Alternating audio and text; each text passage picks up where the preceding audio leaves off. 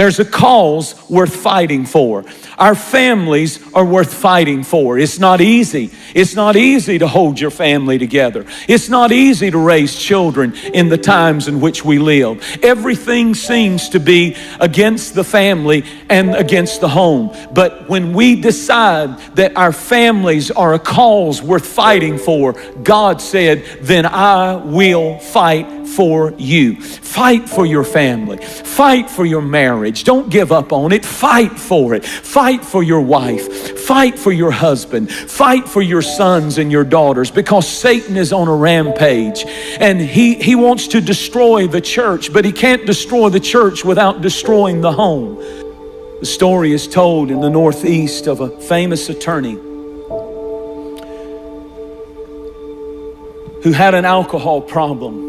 And he was very successful, and on the way every day to his law practice, he would walk on the streets of Chicago past a bar, and he would slip in for a morning drink and then go on to his office, and he did it every day. One day as he was walking, the snow was lightly falling. He heard a noise and turned around, and he saw his little 6-year-old boy.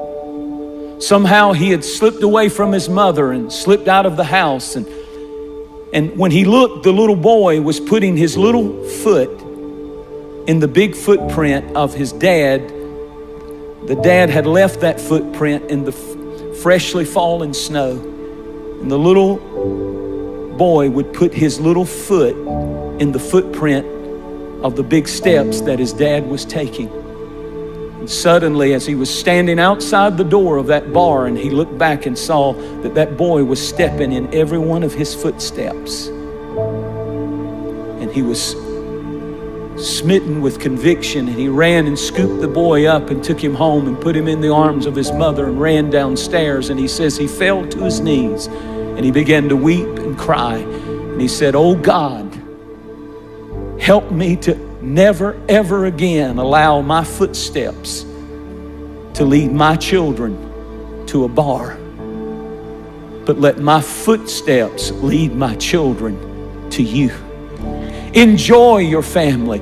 Love your family, because the enemy wants to do everything he can to divide and conquer and destroy. He wants to make your family miserable. He wants to make your marriage miserable. He wants to make your relationship with your children miserable. And we are not ignorant of his devices. It's costly commitment. It costs you something to hold your family together, to hold your marriage together, to hold your children together.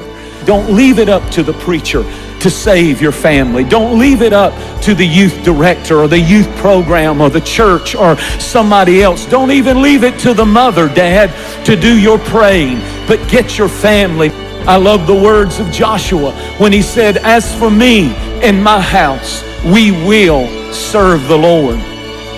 I want to say to parents and people who are here, fight for your family.